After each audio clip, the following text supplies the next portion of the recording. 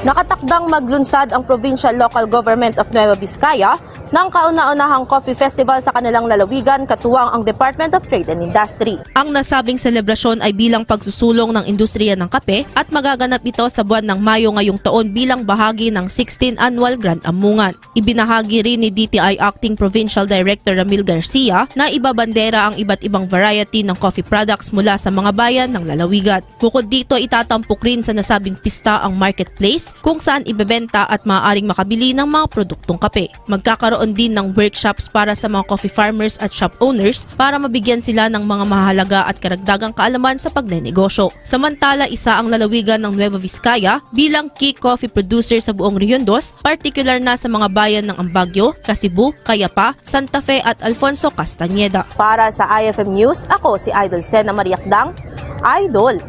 IFM News.